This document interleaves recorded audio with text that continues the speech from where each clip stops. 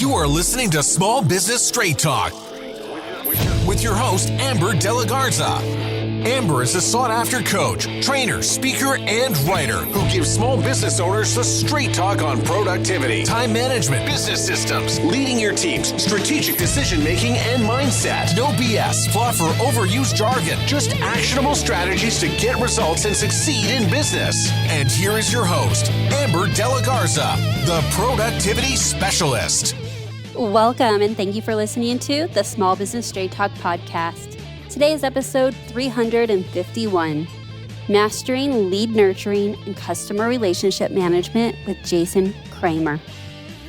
If you're a small business owner who wants to learn effective business strategies, improve time management, and elevate productivity to maximize profits, reduce stress, and make time for what matters most, then you're in the right place, and I'm so glad you've joined me. I'm looking forward to my conversation with Jason Kramer.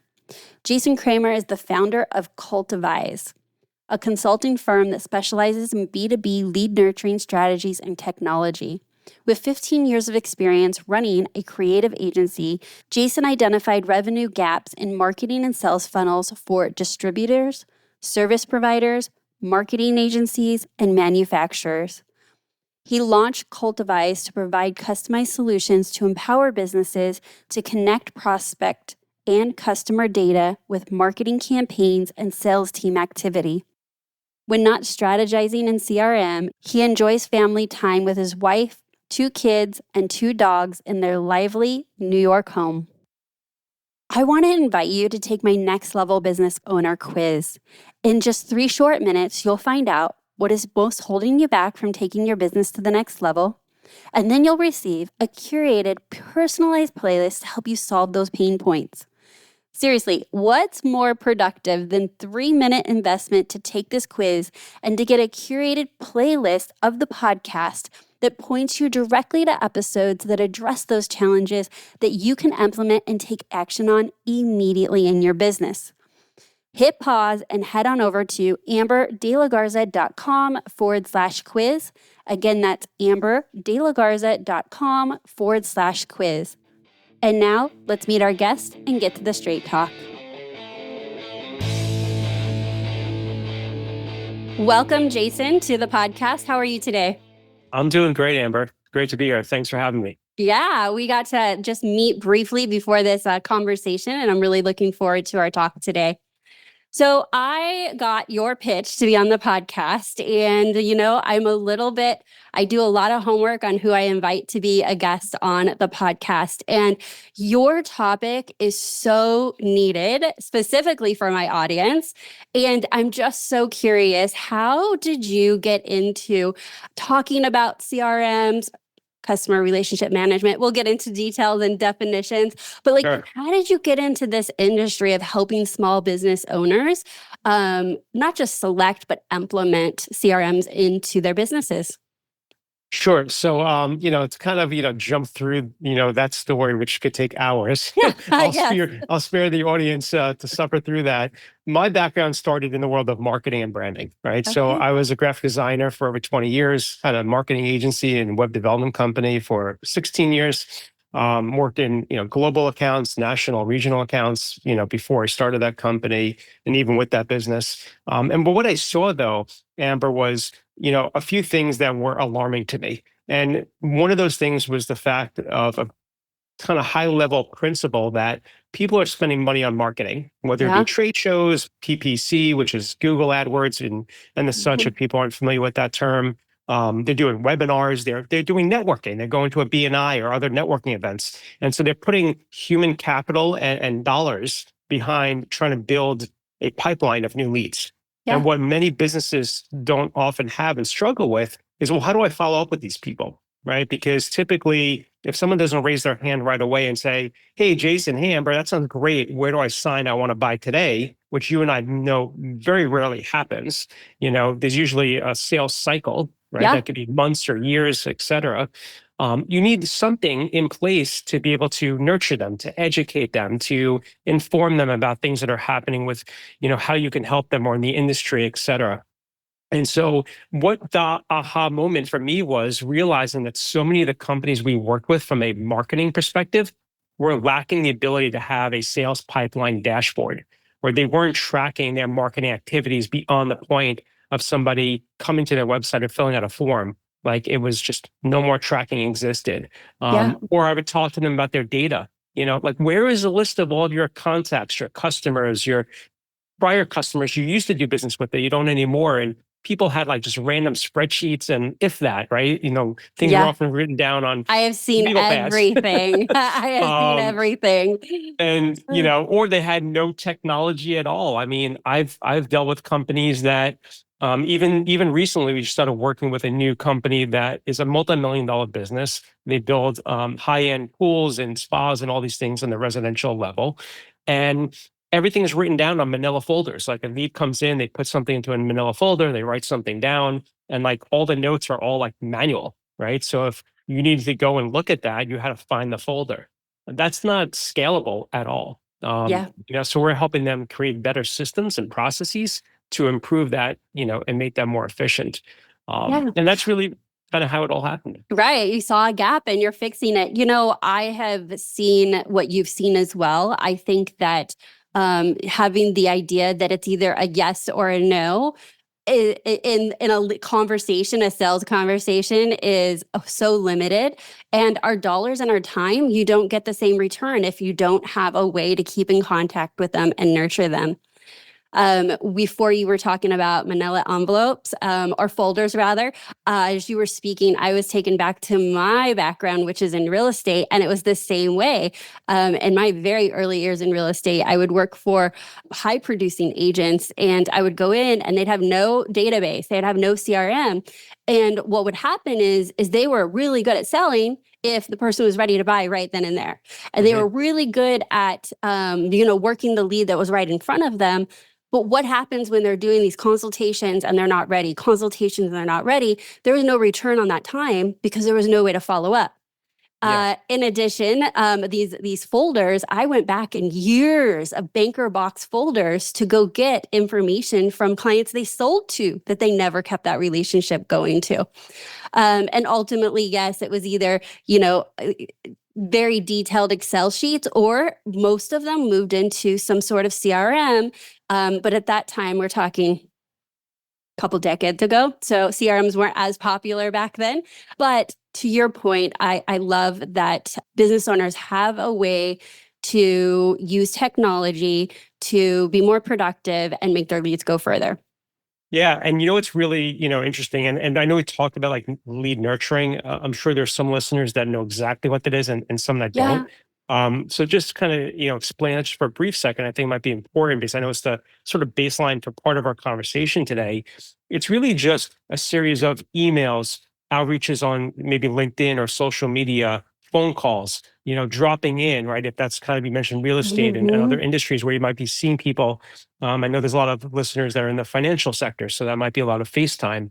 But the nurturing is just maintaining a relationship and not really selling as much as just educating, You're right? right. This is something that might be of value. This is something that could be of interest. And what studies have shown, which is really amazing, is that 63% of leads that are not ready to buy will eventually buy if they're put through a lead nurturing strategy. And not only that, but the people, those 63%, almost 50% of them are going to make a larger purchase than they would have at the outset of the beginning of that conversation because they've been so informed and they really trust what you can do to help them that they're more likely to buy more things from you than they would have if you wouldn't have nurtured them at all. Yeah, I love that you took a moment to explain that. I think we should also take one step back. And can you share with us how you define and explain what a CRM is and the official name and, what actually makes a CRM? Yeah. So, and that's a great question. And it's kind of like one of those questions that's a little difficult to answer in some ways because there's some thousands of different pieces of software out there. I've Mm-hmm. had people tell me, oh, I use Outlook as my CRM. Well, Outlook is your email tool. It has an address book, but it's not really a CRM. I Right. would define a CRM as having three critical components. The first component would be the most simple and obvious, a place to store information about your contacts, but also the companies So, for example, a lot of organizations do account-based selling, right? Where they're selling into a company and they may have to talk to many people to get through. And it's not just a one-to-one. Like if you're selling financial services to, a whole life insurance policy, you're selling to, maybe the husband and the wife or the spouse, and it's not like a whole collective group. So one is part of it is having a place to store all that information in a central location. The second part of that is having a sales component. So being able to track, like we just talked about, the sales activities, putting in notes, being able to create reminders for yourself. Ideally, you'd want a CRM that even had automation where I we can set agree. I out think a that's a whole, top feature. yeah, where we would set up, that's what we do for our clients, is set up a whole cadence, as we call it. So we Hmm. say, okay, week one, you do this, week two, you do this. And to your point before about the example with the real estate agents who were really good at closing right away, but kind of lost and dropped the ball when things weren't ready to close right away. We say, okay, in 2 weeks, there's a reminder, make a phone call. A week after that, reach out on LinkedIn. Oh, and by the way, here's the script that you should say on LinkedIn. Here's the email you should send. And so we're really giving them truly a playbook of all the different scripting and material and the cadence to follow. And that's going to make sure that not only are we not slipping through the cracks, but it really makes the salesperson's job easier. Yeah. You and I are both Amber in sales. And, even for the people listening, we all spend a lot of time with business development, regardless of what industry you're in. And what often we see, and I'm just going to get back to your question, but I think this is an important note to say that you want to make sure your time is valuable. Like if you're making 30 calls, 50 calls, 100 calls a day, wouldn't you want to call the people that are raising their hand and showing interest versus the people that are just not opening the last 10 emails you sent them, right? So using a CRM to have that data is going to allow you to have a lot more traction and results in the efforts you're doing. And then the third part, which is kind of ties into what I just talked about, is the email component, right? So being able to send out emails through the CRM, automated emails, drip emails, that's a huge, huge factor. And there's actually a fourth one that I forgot to mention, which is equally important. You want the CRM to be able to connect to your website. And what I mean by that Mm. is if somebody's filling out a form, a contact us form, a signing up for the newsletter, downloading some type of ebook or content, you want their information to go directly into the CRM as soon as they fill out that form, to have an autoresponder email go out, to be assigned to a salesperson, to do all these different things we can do, right? Yeah. But in addition, if you connect your CRM to your website, and not every CRM can do this, but a lot of the more, I would say, sophisticated ones can, you'll be able to track who's actually going to your website. So let's say we'll paint a little visual story for everyone, Amber. Let's say today you signed up for my newsletter and nothing really happened. We didn't even get on a phone call, and 2 months later, you came back to my website, didn't fill out a form. You were just kind of snooping around. Our CRM would let me know that you were on the website and what you were actually looking at. And I have so a question. Would it let you know like a notification, or you would go into that contact and you can see like what pages they were looking at? it can be set up either way. So we can Oh, have it send an email automatically to say, Amber, somebody I want to monitor. And then as soon as you come on, whether it be your phone, your tablet, or computer, we would get an email, or we have what we call an activity feed. So the activity feed is a visual, think of it as just a visual cue. Say in the last 24 hours, here's all the people that went on the website that opened up an email you sent them a month ago. Like you'd be surprised how many people I sent emails to, marketing and sales emails. And then like 3 weeks, 3 months later, they're first opening up the email and going to the website. And it's yeah. like, well, there's obviously some, and it's not just them cleaning their inbox, like they're actually taking action. And so Mhm. that's like, to me, a huge indicator to say, okay, there's some level of interest here. Yeah. And that's what I would look for. We'll talk about it later in the show, but on the Cultivize website, we provide a CRM assessment to help companies find the right CRM. And even if you didn't do the CRM assessment with us, which is totally no charge, there's a whole bunch of questions on that page that are all the things you should be looking for when you're doing your CRM research. Yeah. I love that you offer the assessment. I think that a lot of business owners get stuck with all the options that there Mhm. are. And it's such an investment to learn a new technology, to integrate it with your processes, that they're afraid they're going to make the wrong choice. And I'm sure there's wrong choices. I actually don't love my option that I picked many, many years ago. And I always like to say that I am married without a prenup to my CRM. Right. I love I it. should have I had a love it. That's prenup great. so the separation would hurt a lot less. Right. But it freezes them into inaction. And that's what I don't want. I want it to be something that they can feel like it's approachable to make a decision and move forward into, because the program you use is better than not using any program at all, and or using a program that is wrong. I think that just using a program that can help you is the upside decision. Yeah. Did I say that correctly? That was kind of confusing. The only thing I would say to kind of challenge that kind of Yeah. statement, respectfully, is that, there's a couple of factors when you buy any business software. So the first factor is it the right software for our specific needs? It might have amazing Yeah. features and all these cool bells and whistles, but you may not need any of it. And I always joke around, I've been using QuickBooks for like 25 years. I still don't know it all. I Yeah. know enough just to get by. And that's why I have my bookkeeper and accountant that does all the heavy lifting. Yeah. And so that's one piece of it. And the other piece is adoption, right? You may fall in love with the features and benefits as the decision maker, but you may not be the one using it day in, day out. And so if it's clunky or it's hard to use, or a lot of organizations have outside sales reps. And so if there's no mobile app or it's not user friendly on the phone, they're just not going to use it. So Yeah. now you've made this Yeah. investment in a tool that no one's really adopting. And, the one thing I will say, just for another piece of advice, regardless of whatever system you're going to decide to go with, right? A listener, make sure that the training is highly personalized. A lot of Mm, these systems don't, like, we get on the phone call, we'll spend, hours training our clients, one-on-one Zoom calls like this, and be there ongoing as needed. But a lot of these systems don't, have that level of hand-holding. So they just give you a library of videos to watch. But that's right. really useless because it's not your actual instance, or it's not your unique problem. And now Yeah. you're How do you integrate the frustrated. program into your own processes and make Right. it fit? So, Yeah. like, as great as the features and benefits are, if the support isn't there and there's not someone willing to help you walk through that, to help you customize and set it up and train your team, Yeah. that you might spend many months or years trying to figure out actually how to use the system. So Right. that's Right. another factor as well. Yeah, I guess I was speaking to, two extremes that come to mind. And one is there's so many options, it feels overwhelming. So they freeze or don't take action to any Yeah, CRM. sure. Or it's the other extreme of they're tech jumpers. So they're like Mhm. shiny object and they're on to the next one. And then they're like, but this one didn't work. And I'm like, but did you take the time to learn it? Did you get Yeah. support? Did you actually like open it up on a regular basis? And they're off to the next. So definitely there is a happy medium in the middle, which is ideal.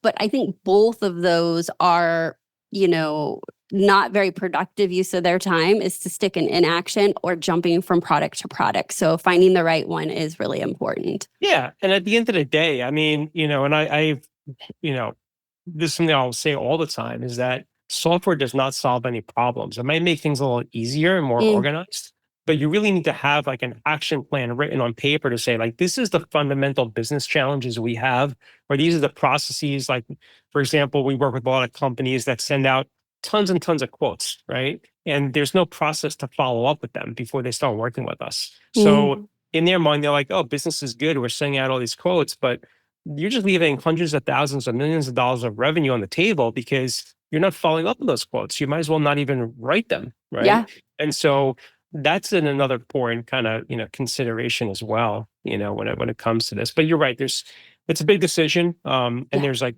more than ever, and it's only going to get more with AI and everything else. It's going to be more complicated. But that's why you really need. That's why we focus, I should say, on helping educate people to make the right. right decision. And the reality is, not everybody's the right fit to even work with us. We'll say, okay, this isn't the right fit, and we'll steer them in the right direction as best as we can, if it's not a right fit.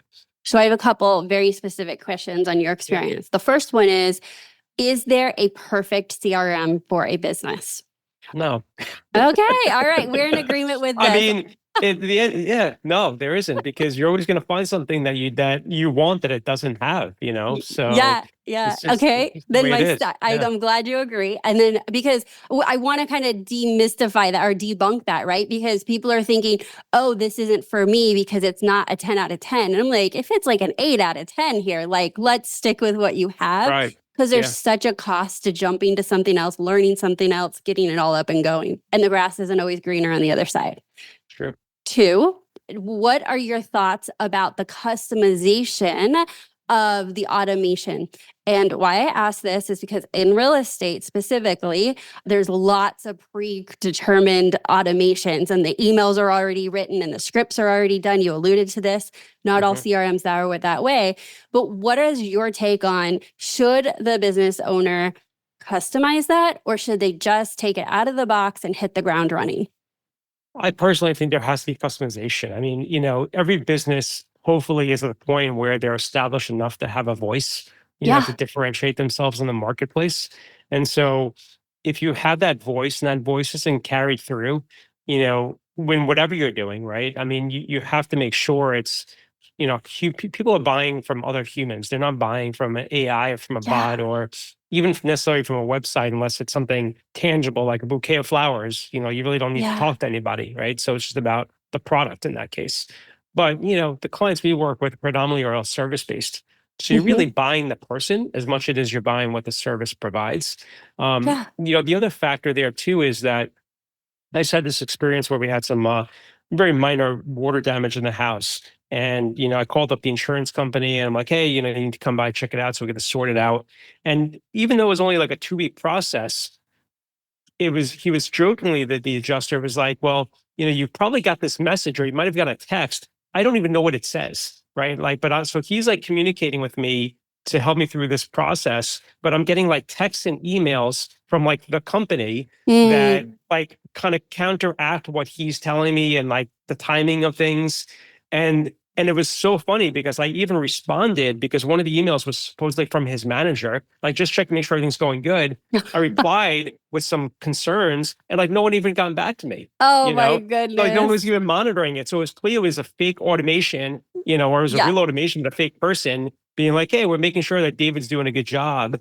And it's like, well, like at least be that real person sending that email, even if Yeah. it is automated. So I I think there is some pitfalls. I mean, in certain use cases, I think it's fine to use some of that. Like, yeah. but I will say that most systems don't have like pre-built language. Like if you've found that, it's probably not great language because it's Yeah. not your language, but they I might be like, agree. I think it's a good jumping off point for yeah, someone, for anyone. You don't want to look at a blank screen and say, create a 2-month follow-up, nurture campaign. That can be daunting. And so using it as a jump off point, customize it, mhm. customizing the cadence. Some of these are incredibly aggressive. Someone might not be comfortable, but the goal is like find the thing and tweak it and then get feedback, right? From, is it working? Yeah, well, that's great. I'm glad you brought that up because none of this is set it and forget it. Like we're not Mm, designing a logo, we're not designing a beautiful brochure that we send to the printer and it's done. A CRM is kind of like a website. It's like an evolving thing, even more so than a website, because you have to see how the team is reacting to what it's been set up. Are they what you thought is going to work? Is it working? What adjustments need to be made? So you really have to be really hands-on. Like, for example, when we bring on a new client, we'll work with their sales team, the leadership team, usually a minimum like once a week, if not more, for at least a few months. Like we're really hands on to say, okay, like, is it working? What needs to be changed? I'm even as the owner sort of overseeing that, even though we have a small team of 6 people, like I'm monitoring, spot checking things, making sure that things are working the way they're supposed to be working.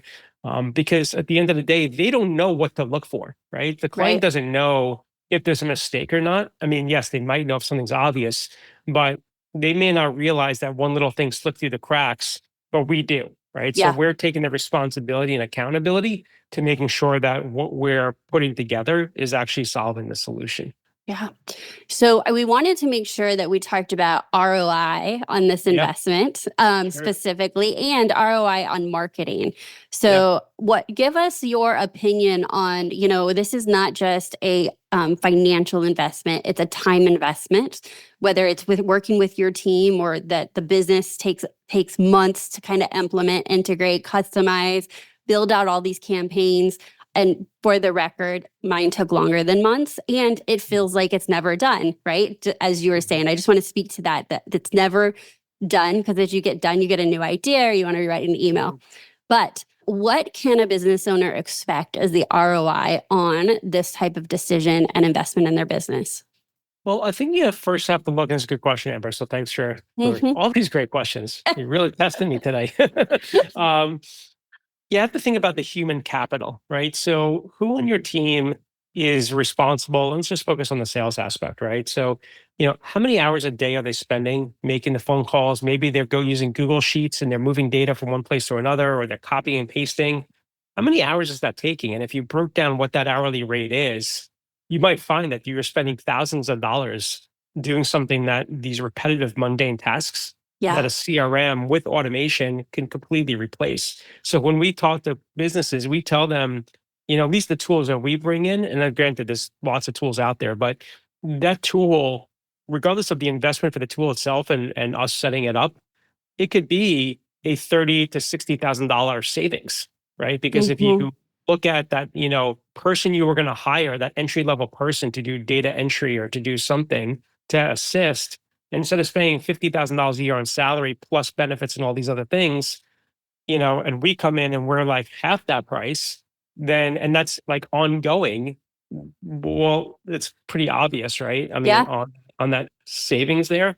But the other thing that I think that's also more of I wouldn't say long term, but at least I would say like 3 to 6 months in, if they are spending, I'll use the number north of like $2,500 to $5,000 a month on marketing.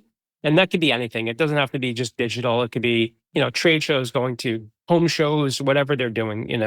Um, we have companies that spend a lot of money on like radio, TV, on lawn signs, right? That are in like construction. And Yeah. so we're tracking, for example, even the lawn sign, there's a QR code on the lawn sign. We know who's scanning that QR code and coming into the CRM from those specific lawn signs. And we can then tell the client, hey, you're spending X number of dollars making these lawn signs. These are the leads you're generating. Are they good leads or are they bad leads? Yeah. What's the conversion Um, rate? exactly. And so, you know, having a CRM to automate that certainly makes things easier. Can it Yeah. be done using a Google spreadsheet? Yeah, it could be done, but it's very, very manual. And you also run the risk of the human error factor of someone forgetting to check something off or doing something incorrectly. Yeah. So, Yeah. when it comes to that, hopefully that answered your question, but that's the two things that I usually look for is, Absolutely. And yeah, those both do address the like financial ROI. I want to add a couple more. They're not financial, but I think yeah, there's two huge benefits that I'm thinking of now that come up for me. And one is consistency. So as a business owner, a leader, and as having team members, what do we want most? We want consistency. And we know that with any strategy, consistency is key to its success. And I think a CRM really, really helps with that consistency. Two, accountability from leadership on down all the way to the sales mhm, team is you as a manager or an owner can jump in and see what are the notes and what are they doing and how many contacts and how far are they behind on their tasks to follow up. It is a really good CRM system is really good for accountability as well. Oh, 100%. I mean, and for businesses that don't have that, you're really running blind. I mean, you Yeah. can't, it's kind of, I always say, we're using different construction references, so I'll throw one out there, but it's like saying to somebody, you telling me, hey, Jason, go build me a house. Here's a hammer and 5 nails, like it's impossible, right? So Yeah.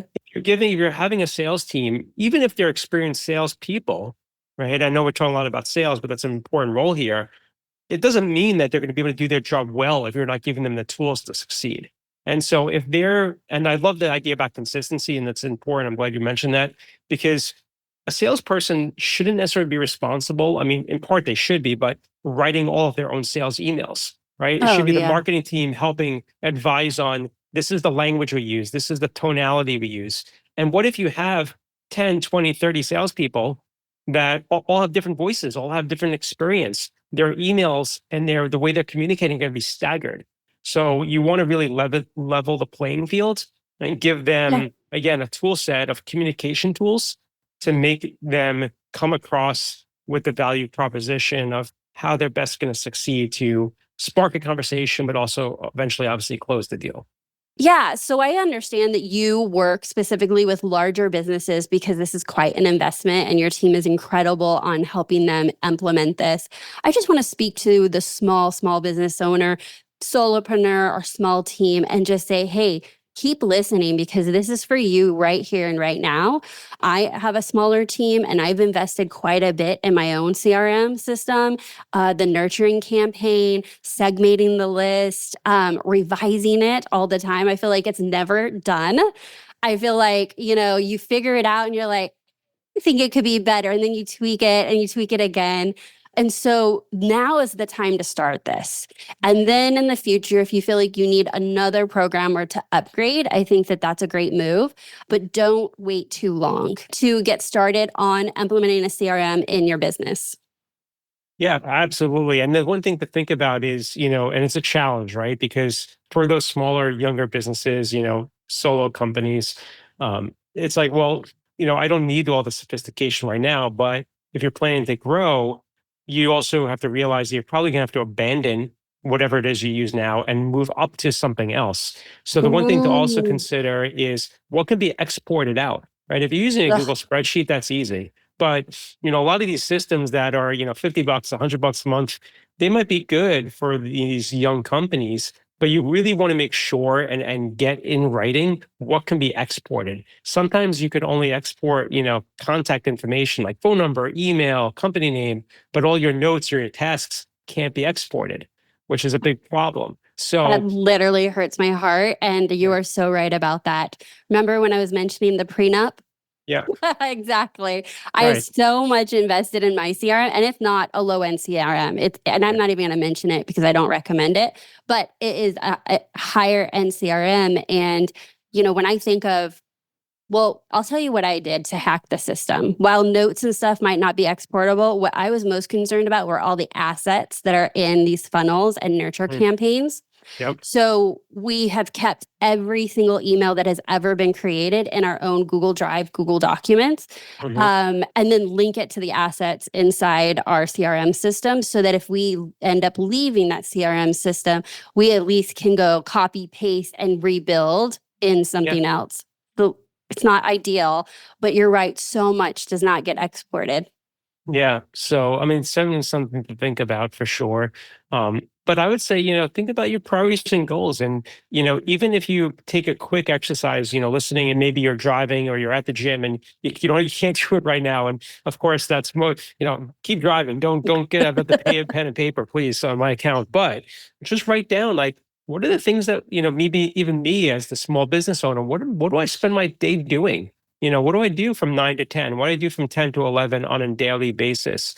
And start writing down all the things you're doing. And listen, we're both small business owners, right? Yeah. We wear many hats. We do many different things, right? So I try to prioritize my day and saying, where's my time best used? And I'll just give, outside of CRM, a quick example of that because I think it's relevant. So I have marketing experience. Could I write my own social media strategy and create all that content and do everything? Yeah, I could. And I tried, Amber, for several months trying to do it. And, we had a lot of stuff going on. And then I just needed to do other things in the business and I couldn't keep putting in that amount of effort anymore. Yeah. And when I started looking through the numbers, I was like, it's a lot more cost effective for me to hire another team to do it. And they're doing a way better job than I was doing. Even similarly, even like I'll give you one example, completely opposite extreme. Like I love doing things around the house. I'm a handy guy. Like I don't mind cutting the grass. Like I find it as a stress reliever. Some people are like, oh, it's terrible. Like I hate doing that, right? Right. But I enjoy it. My wife's like, you're out there for 2 hours. I'm like, yes, but it's 2 hours of like, even though I'm working, I'm breaking a sweat.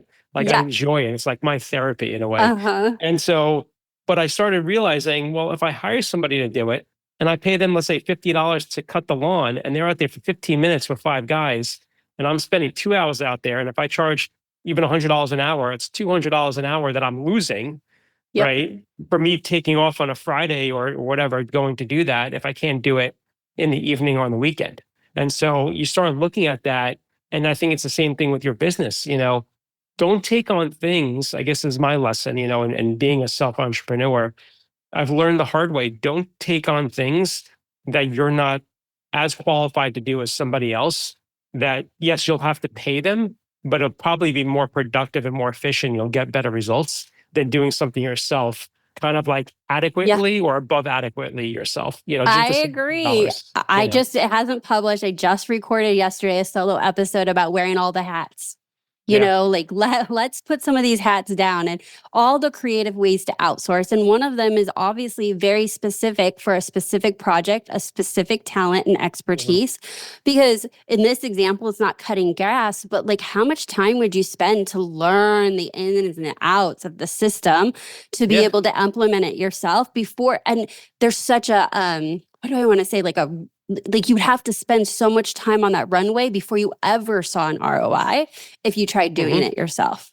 And you may never, right? I Yeah. mean, it may take you. I mean, we work with with HubSpot. There's a product called Sharp Spring, and there's a constant contact new CRM that came out a couple of years ago that maybe people don't know about. That's really robust and quite affordable, and others. But the point is that we've been using these systems for like over a decade. I mean, that's why we're so good at it, because it's all we do, and we use it literally like 10 hours a day. We're in there for Yeah. multiple clients, for many clients. So if you don't have that experience, it's going to take you a long time. And I'm a software guy. Like, even when I jump into a new piece of software, like if it's not clearly organized, even if it is, like it does take me some time to kind of figure things out, Yeah.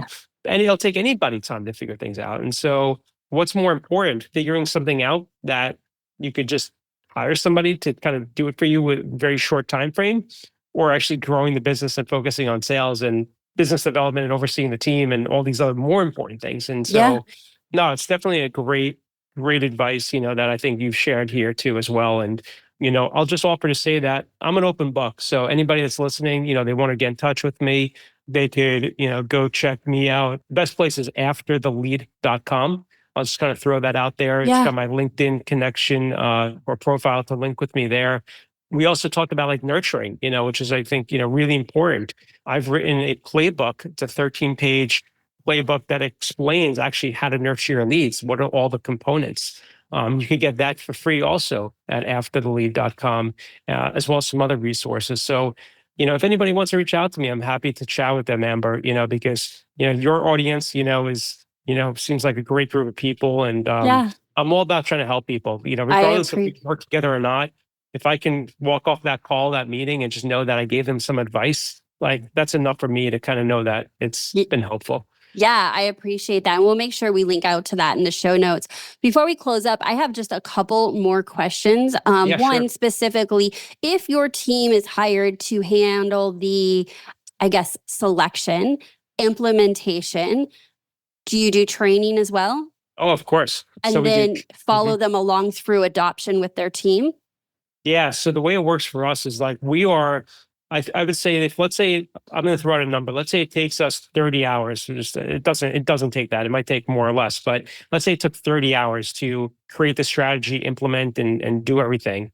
Our client will spend maybe 2 hours out of the 30 helping us. That's was going to be my You next know, question is how much time? I mean, we do like 98% of the work for them. Okay. And so after that, just like I'm talking today, it's ongoing, not only support, but coaching and strategy. So we're working with them every single month. I've had clients for years. We still have a monthly call for an hour with the entire team.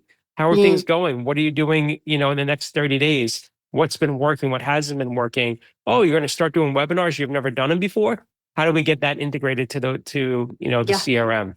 And so we're constantly trying to push the envelope and kind of move the needle, if you will.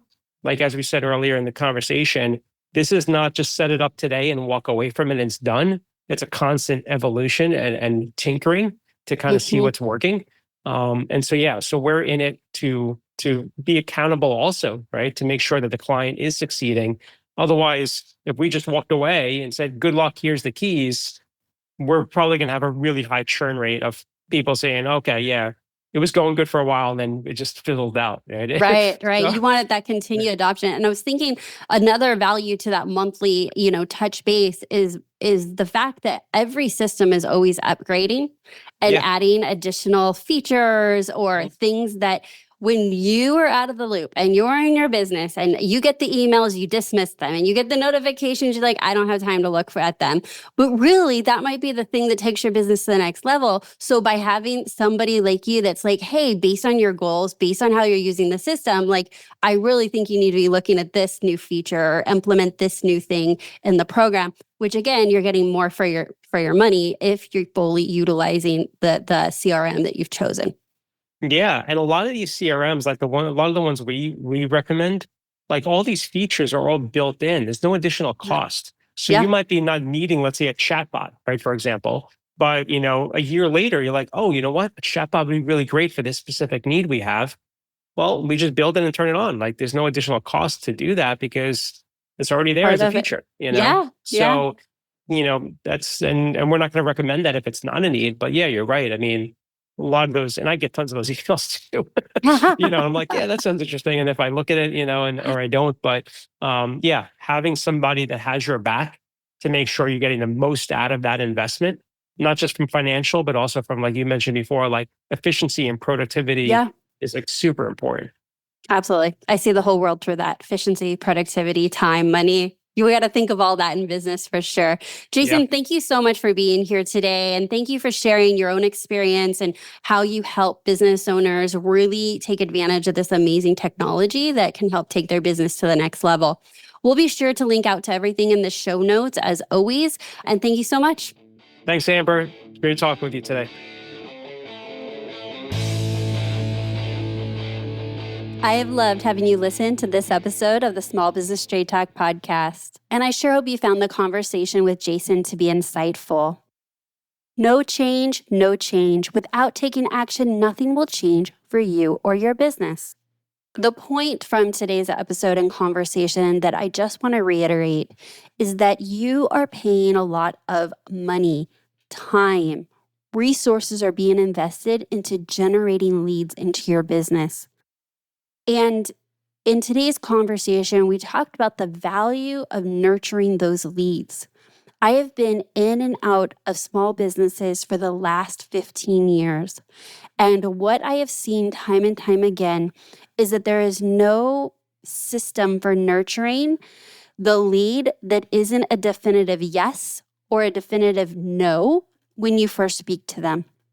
And the truth is, a large portion of the leads coming in are somewhere in between a yes and a no to your services. How are you nurturing them? How are you providing value? How are you ensuring that when they're ready to take action on the service that you provide, that you and your company are the first thing they think of? By making sure that you are optimizing and maximizing the nurturing of leads, you are actually maximizing the profitability for each lead that comes into the company. And you're also reclaiming time for you and your team because you're not consistently having to go find new leads because you're just plucking out the yeses. You're able to nurture the leads you have and turn those into yeses. It's very effective. So based on today's conversation, I hope that you found some actionables that you can take in your business to bridge the gap between yeses and nos and maximize the conversion rate of leads coming into your business. And before we close out today, I just want to remind you that we could be working together. I work with clients one-on-one in my private peak performance coaching program or my group coaching program, Leverage Lab. If you want support with managing your time, creating efficiency, identifying your next hire, preparing for your next hire, ensuring you have the time to onboard properly and train and mentor and coach your new hire. If you want to reduce the stress and overwhelm of running a business, or you just need a partner with you to help make strategic decisions that will help you level up your business, then I think we should talk. I invite you to schedule a discovery call so that we can discuss partnering together to help you get unstuck, reduce stress, and determine a clear path to increase profits. Head on over to amberdelagarza.com to learn more and schedule your call today. If you are new here, I want to welcome you. Thank you so much for tuning in. Be sure to hit subscribe so you don't miss another episode. And if you've enjoyed today's episode, be sure to not keep it a secret. Share it with a fellow business owner who you think would find it valuable. So that's my straight talk for today. Until next time, have a productive week.